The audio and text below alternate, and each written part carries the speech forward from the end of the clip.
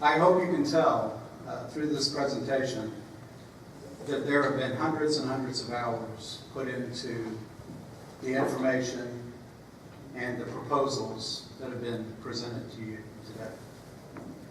But at the end of the day, this is not my contract. It is a contract for these individuals on this side of the table. It is a contract that they will live with and they will die with, because members have already died under the current contract, and more than likely, more will die under the next contract. Will you concede today that Evergreen's constitutional in a contract? No. Okay, well, why in the world are we negotiating what you believe is an unconstitutional term? Explain that to me. The number's meaningless if you think it's unconstitutional. You could put conditions, you could do terms, you could do some things. Not under your, have you read your briefs? Sure you could. No, you can't. Sure you could. You could say Under the subject- public policy argument, you could can't say- even have a contract that Sure has you an could. You Evergreen could say clause. subject to funding.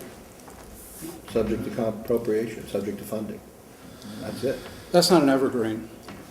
That's a year-to-year contract. All contracts are subject to funding and subject to appropriation, Well, then I guess you don't have a problem with the Evergreen if all contracts are subject to funding. as long as they're subject to funding. This one isn't. Well, then it's a year-to-year contract. That's So how you can make if the y'all decision. are willing to concede today that Evergreen is constitutional, I will be happy to go back and write up a counter to your 60 days. I'll be more than happy to do that. That's silly, and you know it. No, I don't. Yes. I think it's silly that you file a lawsuit on an issue that you've negotiated. That's what I think is silly. Our policy directive from the council has been consistent for the last 3 years, and that is to keep public safety spending below 66%. It is clear that San Antonio spends less per capita than any other major Texas city on its general fund expenditures. What we have presented or attempted to present is not something where we're suggesting that there are actually two sets of books that the city's carrying. What we are suggesting is that those numbers change depending upon who those numbers are being presented to. And we think the evidence is conclusive on that. Different accounting principles are used to view the same numbers, and you come to different results. So we're not suggesting there's anything illegal about that. We're simply suggesting that depending on the audience, those numbers change. And that can have a profound impact when you're trying to determine what the actual cost of the contract is. So, and you know, with regard to the 66%, when the city of Dallas, commissioned its own office to look at the general funds for those major cities, and came up with a much different number than the city of San Antonio did. Now, that doesn't mean the city of San Antonio is wrong. I don't imagine it means the city of Dallas is wrong. And I understand that there are different considerations that were made in determining the 56%, I think, that the city of Dallas came up with for public safety as part of the general fund for the city of San Antonio. But the fact remains that that was information that the city of Dallas used to move forward with its projections for how it was going to handle public safety. So all we're suggesting is that those numbers are movable. The city has, for the last decade or more, moved things around to change those percentages. The threshold that the city has created is a false threshold.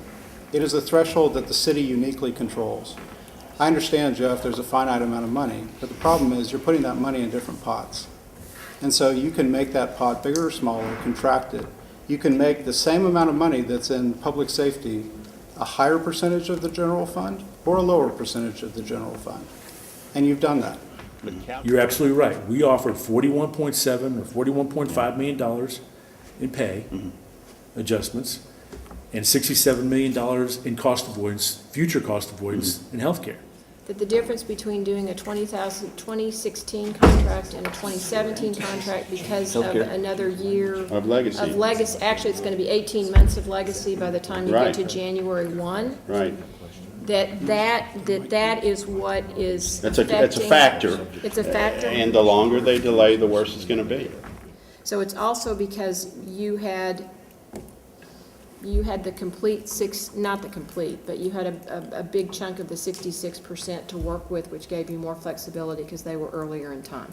They came to the table first, yes. And Your Honor, if I may, this shouldn't be a surprise to the union, because when we settled the agreement with the police union, we were very clear to the public and to the city council that if we were to apply the same contract that we had negotiated with police, it would put the city over 66% of the general fund on the last 2 years of the contract.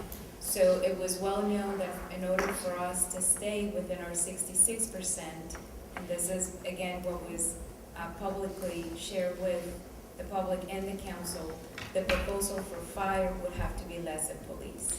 Right, so it's about a 600% reduction from the police contract.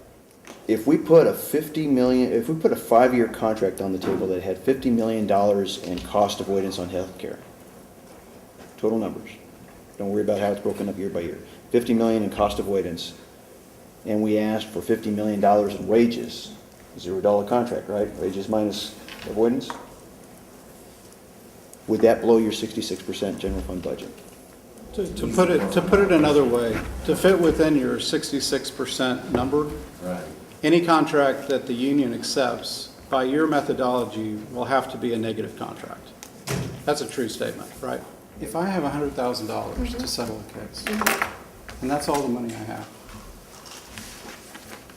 and the other side believes that the case has a value higher than that case doesn't settle. In this case, the city doesn't have $100,000. It has a negative number in terms of the methodology it uses to determine the value of this contract.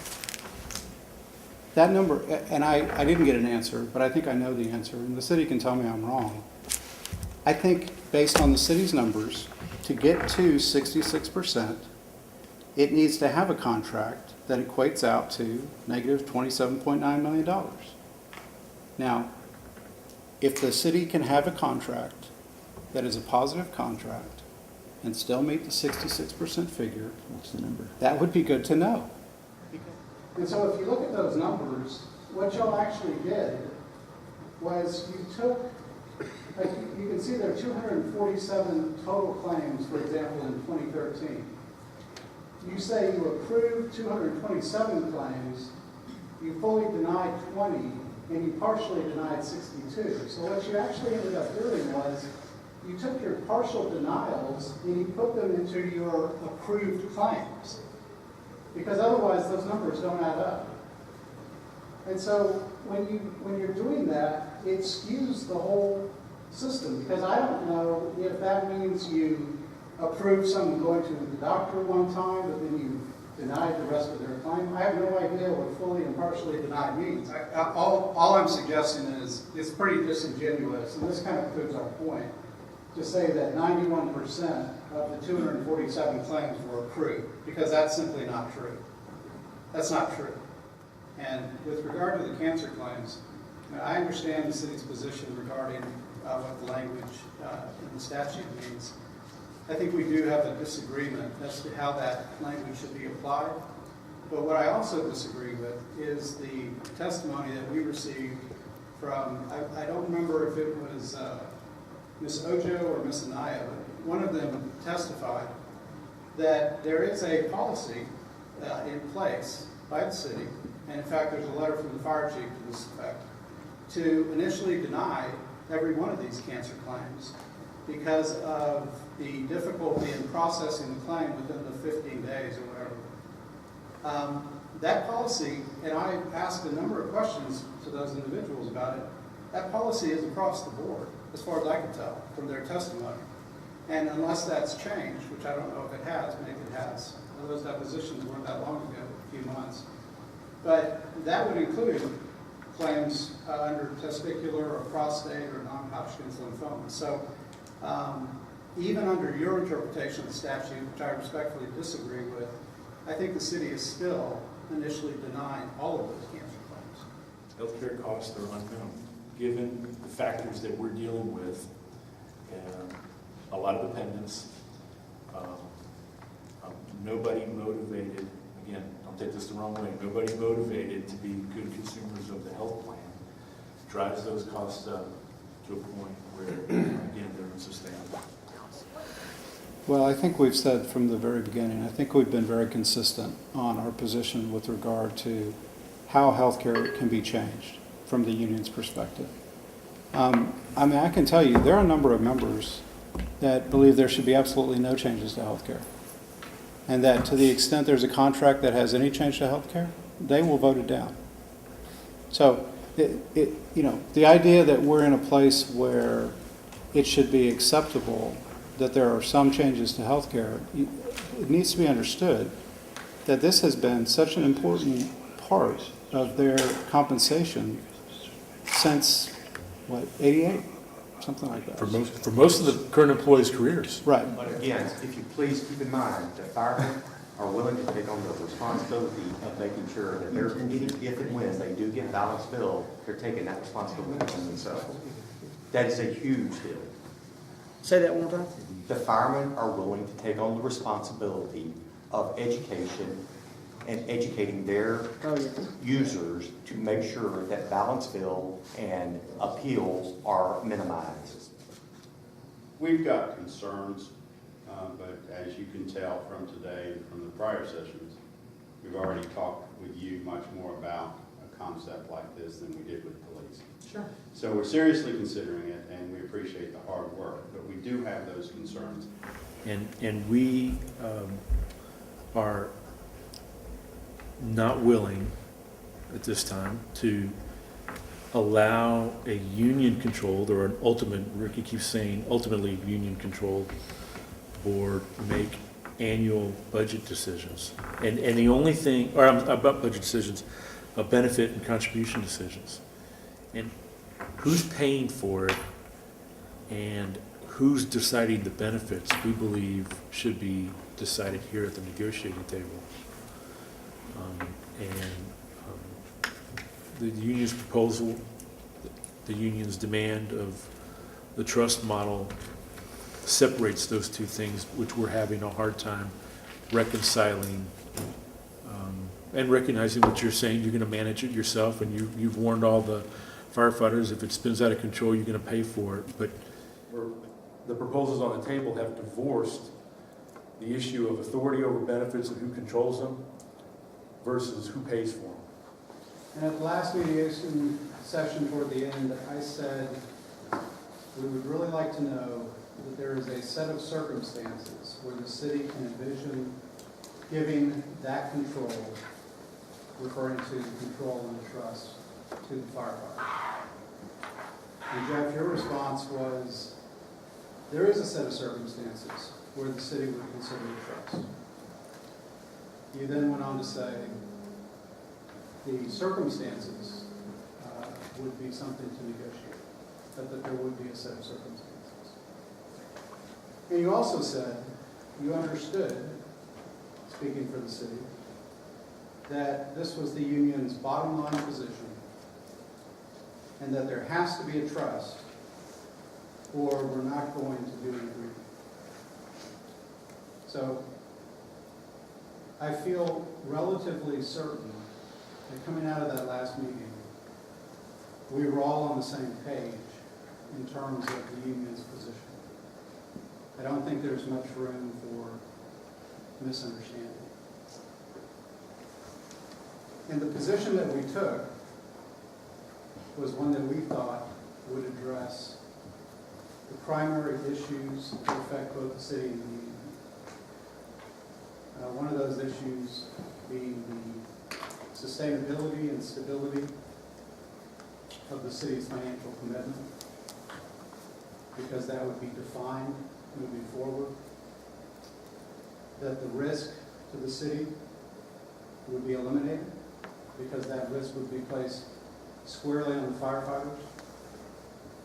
And to the extent that the firefighters fail, under whatever negotiated terms we agree to, the firefighters would then turn and be required to accept the civilian plan. A tremendous concession by the union. And yet, under those circumstances, and in that framework,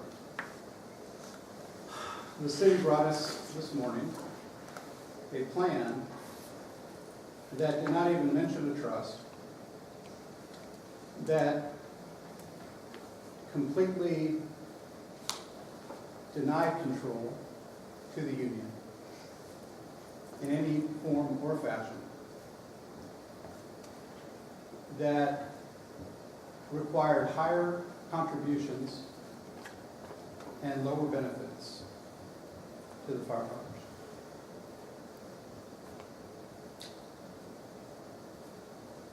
So, I don't think it should come as any surprise that that plan is one that the union squarely and firmly rejects. We've already explained to the city what was necessary, what we believed would be able to pass muster with the membership, and what we felt was best for the taxpayers of the city of San Antonio. A plan that would guarantee what the city's obligations moving forward would be.